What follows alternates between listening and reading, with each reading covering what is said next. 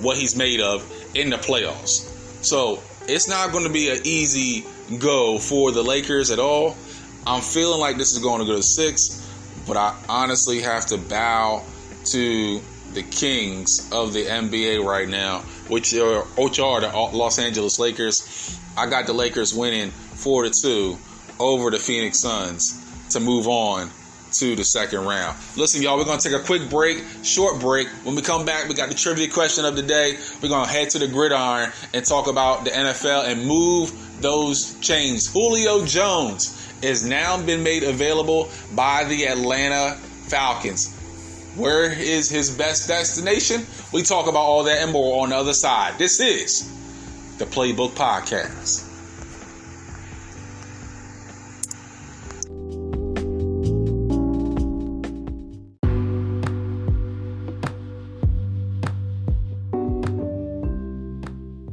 I always wanted to make my own podcast, but I was reluctant because I felt like I needed all these different tools and gadgets and microphones and computers just to make it happen.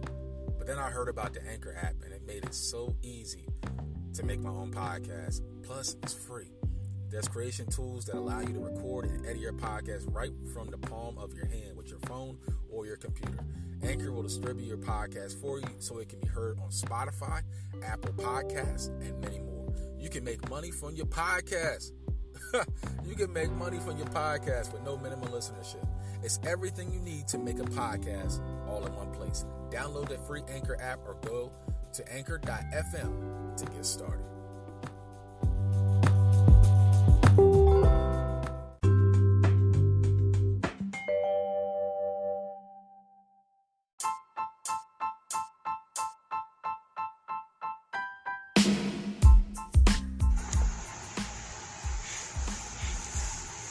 Yo, what's good, family? Welcome back. Gotta pull my best mace out here on y'all real quick. Man, welcome back inside the Playbook Podcast. Again, man, y'all continue to help us meet and reach the masses, y'all. Follow us on Google Podcasts, Spotify, Spreaker, Anchor, and any other podcast platform as we continue to help bring this product to more people, man. We need y'all. We appreciate the support that has happened so far, but help us continue to help grow this brand, which is the Playbook Podcast. Like I always say, man, I'm just trying to handle my biz so I can take care of my future kids. Just trying to leave a legacy. That's all I'm trying to do. Leave my impact on the world, just like I learned at Delaware State University. Represent HBCUs. You know what I'm saying? So listen, y'all continue to help us bring this podcast to more and more people each and every week. All right. So listen, before we get into moving the chains, we got the trivia question of the day. Trivia question of the day is this: who was the first player in the NFL to score 2,000 points in a career? Who was the very first player to score 2,000 points in their career? I'm gonna let y'all sit, ponder, marinate on that for a minute, and we'll go ahead and handle that and answer that question on the other side right before we get into college basketball. All right. So without further ado, y'all, it's time for the gridiron. So with that means it's time to move those chains. So listen, y'all, as we move the chains on this first down, all right, Julio Jones is now available from the Atlanta Falcons. All right, listen, the Falcons have made no secret to, hey, we gotta move some cap space. You know, they're really tight on the cap right now. It looks like they're gonna try to keep Matt Ryan a little bit longer, but Julio Jones has been the weakest link of everyone on the roster so far. He has probably one of the biggest cap hits at $15.3 million next season. So it looks like Atlanta trying to cut the bait now, and right now got some opening lines of teams that are lining up for his services right now. Baltimore, you got New England, San Francisco, Tennessee, the Chargers, the Colts are the teams in the front running for the services of Julio Jones. And, I talked about this last week with Julio Jones' possibility of going to the Indianapolis Colts and what that would mean. I mean, him going to the AFC South. And Derrick Henry has been like, yo, I want Julio Jones over here. Tennessee would be a great place for him as well.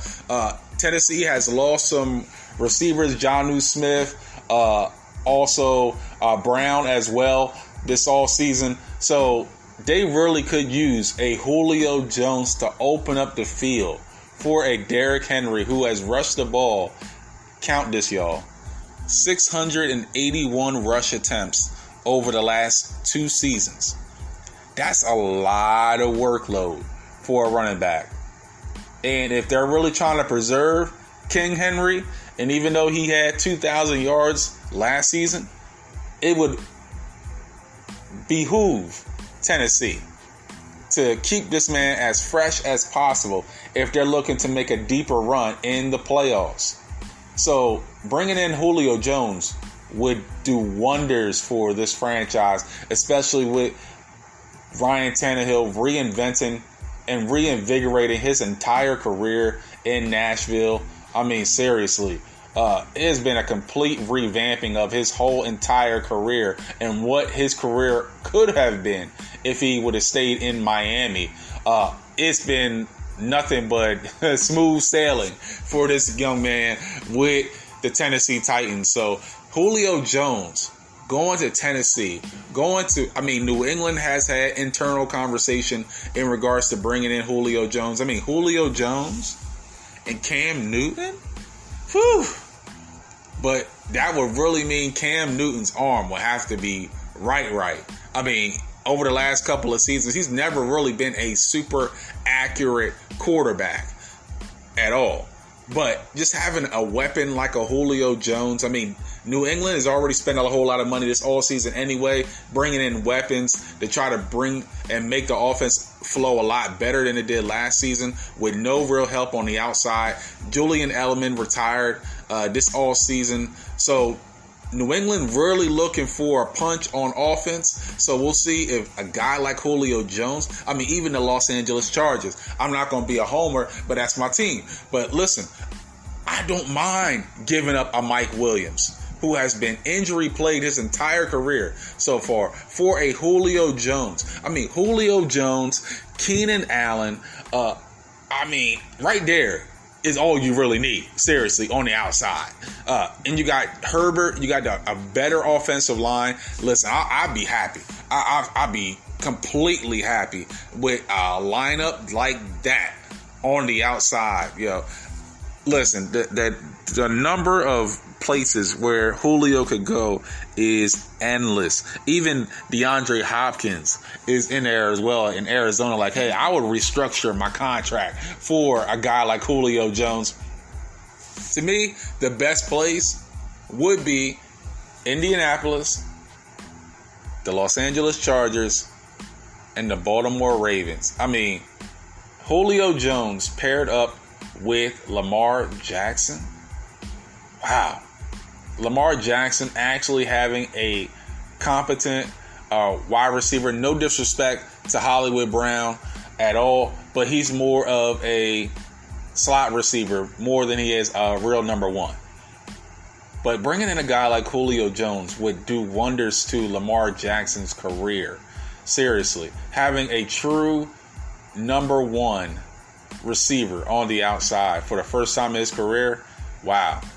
But those are my top 3 that I feel like would be the best case scenario for a trade for Julio Jones, in my opinion. We'll be on track to see what happens in the next couple of weeks. I mean, they really have to wait until after June to actually make a deal like this overall. But we'll be on the lookout to see what type of moves this trade for Julio Jones would bring to whatever franchise. Either way, he's going to bring the noise wherever he's going to go. He's going to make sure he stays on track health-wise to make sure he brings an impact to whatever team he is eventually traded to.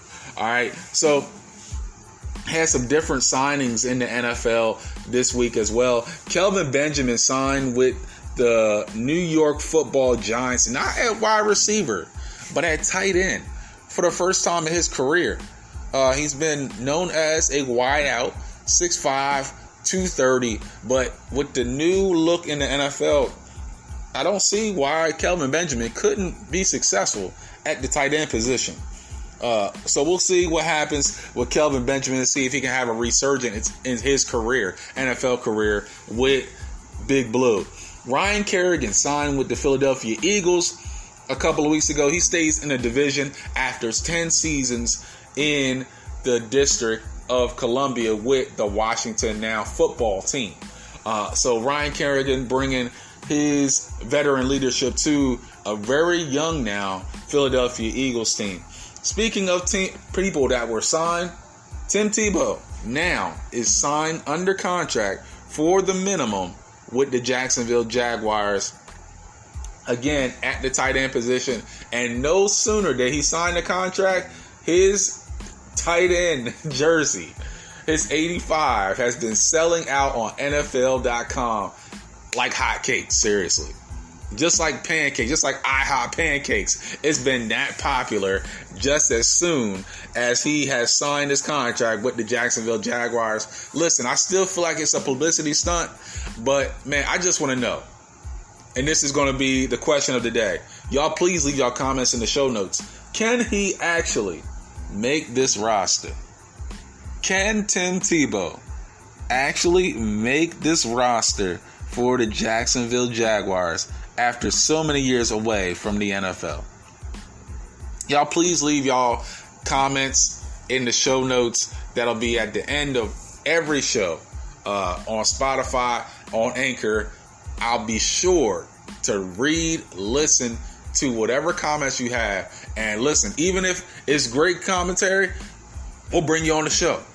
We'll bring you on the show. We'll bust it up. We'll talk about it as well. Will Tim Tebow make the roster for the Jacksonville Jaguars? That's going to be some interesting news as the NFL season gets going, especially with minicaps happening next week.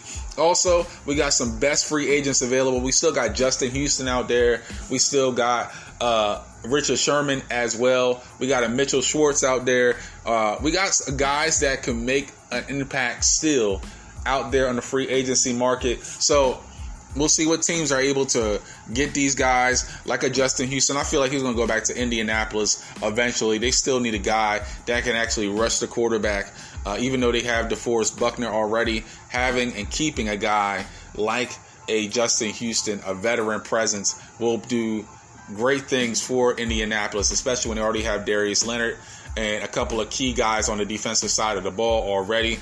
So keeping that together, keeping that cohesive unit together, I think Justin Houston comes back to the Indianapolis Colts.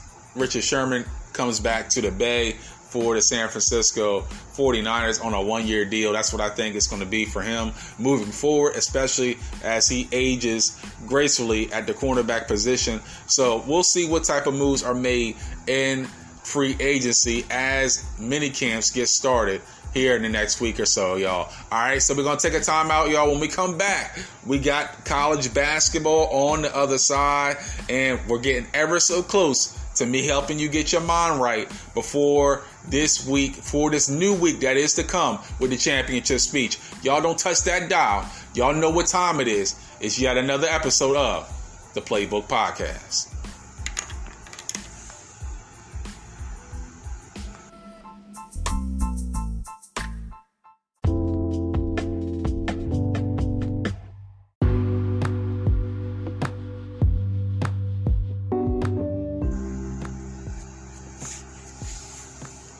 My good people, welcome back inside the Playbook Podcast. It's Mr. All About My Biz, and I'm just here to handle my biz and keep you guys pumped and going. Man, this has been a great episode so far. Y'all know what it is. Y'all know what to do by now. But let me go ahead and remind you guys what the script is. The script is, go ahead and follow us on Spotify, Google Podcasts, Anchor, Spreaker, and any other podcast platform as we continue to bring the barbershop and bring it to your podcast, y'all.